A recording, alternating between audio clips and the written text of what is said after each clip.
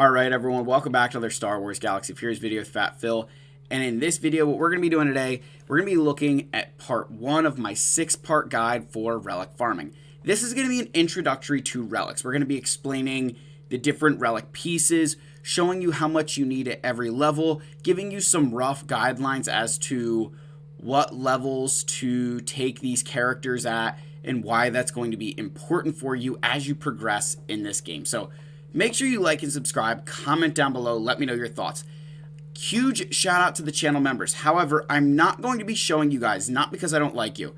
It's actually because I want this to be a guide that I can reference back to for a while, and so I don't want channel members in, a month or two to feel disparaged that they're not mentioned in this guide. So this is just my shout out to all channel members. Thank you guys so much for your continued support. Let's get in here. I want to show you guys this relic farming guide. Now, we are going to be doing a few things differently here. First and foremost, we're going to be hopping back and forth between both, between both the game and the comprehensive guide I've made as a Google Sheet. I will link it down below. So let's get into my summary on relic farming.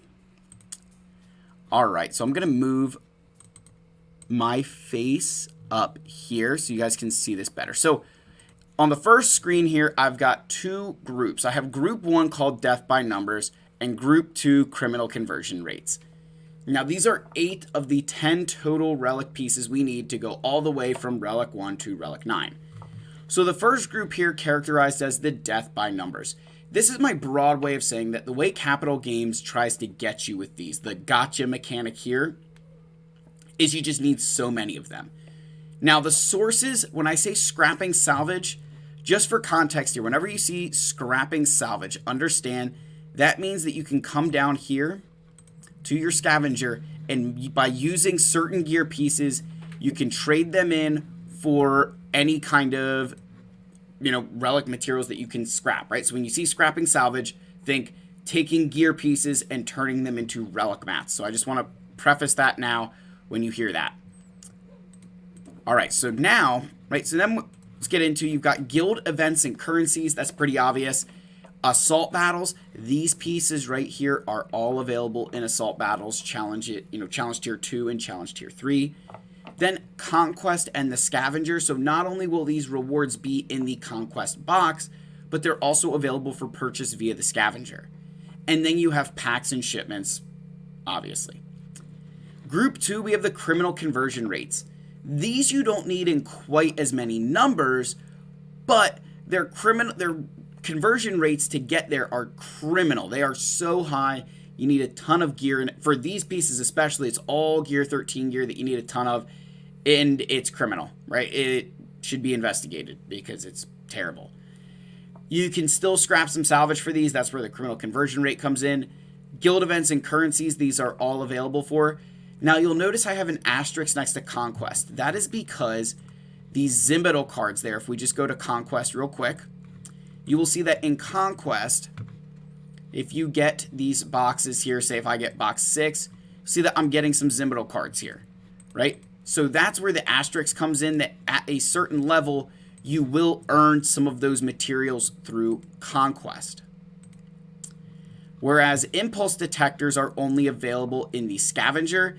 And then finally, the Gerda Keep has the Relic 9 piece, are not available there. So just to show you guys that for the sake of argument here, if I go into Sector 5, just kind of scrolling on down here, you'll see that I can purchase impulse detectors if I so want. So again, Gerda Keep has not available in Conquest, but that final piece there, and I have names on another sheet, those are available. So those are the first 8 relic pieces. Those are all characterized that you can scrap salvage for. Your final group is 2 relics here, Arrow Magnifiers and Droid Brains. Again, names on some other sheets in here, so don't worry. Your sources here, you've got Territory Wars, Raid Currency 3 for Arrow Magnifiers, Conquest, again, Arrow Magnifiers, you guys saw that in that prize box there, and then packs and shipments. Now, when I say power locked, this means that you either need to be 4 million galactic power and hitting hard mode conquest, or you're in a guild that is earning a lot of, a high enough guild that you're getting these through territory wars. Those are the only ways you can get these pieces outside of packs and shipments. So that's the introduction and the sources. And there's a lot, and especially when you see scrapping salvage, there's so many ways to scrap salvage. So again, in the other parts of this video, I will get into all the different pieces that you can scrap and which ones I recommend, which ones I don't, and how that plays together. But what I want to show next is the mats per relic level. So what I did was I broke out here with names, each of the different relic pieces, and how many of them you need at every single level. Level 1 through relic 9 here.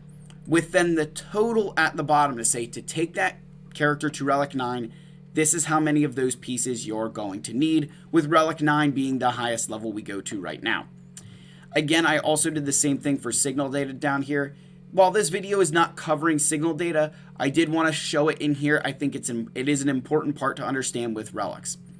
So again, this summary, this page right here, I would say if you're a newer player, this is a really good place to go, because you're probably going to be going relic level at a time. You're not going to have this massive pool of materials right away that you're going to be able to pull from. So this is a good page to go to learn what you're going to need at every single level, all the way to relic 9. Then we get to the relic tier summary. This shows you, this is where I think if you're a later stage player, you've been playing for a little bit, this is where I would really understand is that we're going to spend some time here, because what I want to show is just, this says, hey, at relic level 3, you're going to use 100 carbonite circuit boards to get there. So you see that you only need, what I want to point out here with carbonite circuit boards, you only need 200 total. Once you hit relic 7, you no longer need carbonite circuit boards. So even just going to relic 3, you've used up half of the total carbonite circuit boards you need for that character. And a lot of us, we say, oh yeah, relic 5 isn't that expensive. And it's not in the sense that you don't need, your Zimbatal cards and other things, but you've used up 160 of the 200 total carbonite circuit boards for that character. So it's not expensive in terms of some of the other relic materials, but for carbonite circuit boards and bronzium wiring, it does put a strain on your account, because you need so many of them at those levels. Look, you need 160 of 220 total at relic 5. So a lot of those materials kind of front loaded onto these relics. I wanted to point that out. And then what you're going to see is I have some notes over here. Now, I'm going to edit this a little bit. I was doing some thinking, and I wanted to do this live to show you guys that I kind of think these things through. That I said here, yeah, consider this a good stopping point for general use characters 2 million and up. I'm going to change this to 3. That when you hit that 3 million mark, and when I say general use, understand that that's your characters that you're going to use generally in most game modes. Not something like an example we're going to use, Treya. If you're going to use Treya in every single game mode, she's considered general use. But if you're only using something in a single game mode, that's not general use, right? That's specific use. General use is, I'm going to take this character and I'm going to use them in territory battles, territory wars, grand arena, conquest, galactic challenges, like all these different areas. That's what I consider general use.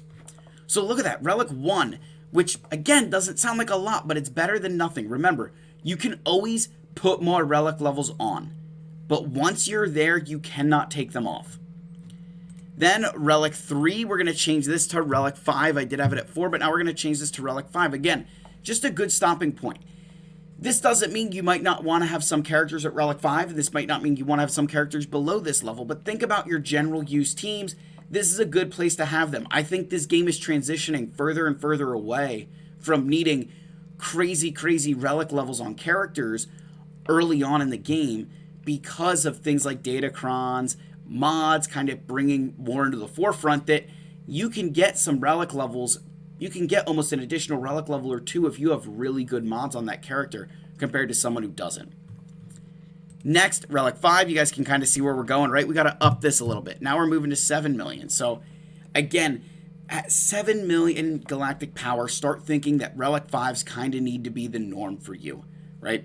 That when you're thinking of those characters for general use, yeah, relic 5 makes sense. And again, that means you're using them in every single game mode. Those are your highly used characters, your most used characters.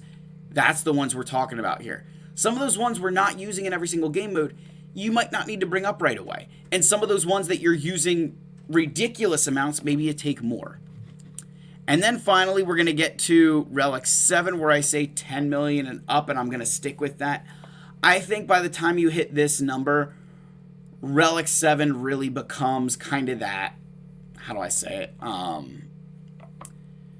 Relic 7 definitely becomes a bigger deal at this point, right? Relic 7, 10 million GP and up, it's when you really need to start thinking about it. That's when things ramp up here. So again, these are my suggestions for you, with keeping in mind that I am someone that would rather that tries to do more with less.